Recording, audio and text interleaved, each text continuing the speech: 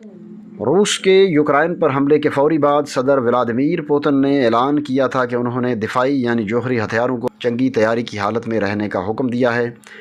اس اعلان سے یہ خوف پیدا ہو گیا تھا کہ ماسکو اپنے ٹیکٹیکل ویپنز یعنی محدود پیمانے پر تباہی پھیلانے والے جوہری ہتھیاروں کو استعمال کر سکتا ہے، جس سے دنیا میں جوہری جنگ تو شاید نہ چھڑے، لیکن پھر بھی دنیا میں سیکنڈ ورلڈ وار کے بعد یہ پہلا موقع ہوگا جب کسی ملک کے خلاف غیر روایتی جوہری ہتھیار استعمال کیے جائیں گے، لہٰذا پھر بھی یہ ایک ڈرامائی پیش رفت ہوگی۔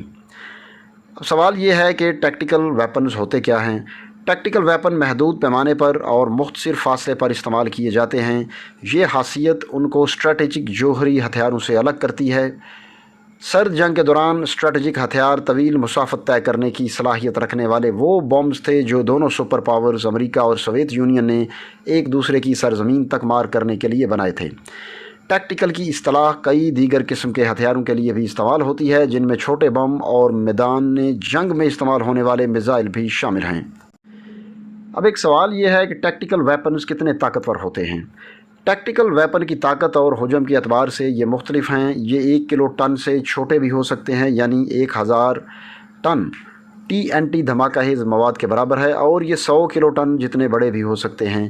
اس ہتھیار کے اثرات کا دار و مدار اس کے وار ہیڈ کے حجم پر ہوتا ہے، ساتھ ہی ساتھ 2 اور عوامل بھی، یعنی یہ ہتھیار زمین سے کتنی بلندی پر پھٹتا ہے اور جہاں یہ پھٹتا ہے وہاں کا مقامی ماحول کیسا ہوتا ہے، اس کے اثرات پر اثر انداز ہوتے ہیں۔ لیکن اگر موازنہ کیا جائے تو دوسری جنگ عظیم میں جاپان کے شہر ہیروشیما پر امریکہ نے جو ایٹم بم گرایا تھا وہ 15 کلو ٹن کا تھا، جس کے نتیجے میں 1,46,000 افراد ہلاک ہوئے تھے۔ روس کے سب سے بڑے اسٹریٹجک ویپن کے بارے میں خیال کیا جاتا ہے کہ یہ 800 کلو ٹن کا ہے، اور روس کے صدر ولادیمیر پوتن نے ایک سے زیادہ مواقع پر جوہری ہتھیاروں کا ذکر کیا، جس کا مقصد غالباً خوف پیدا کرنا تھا۔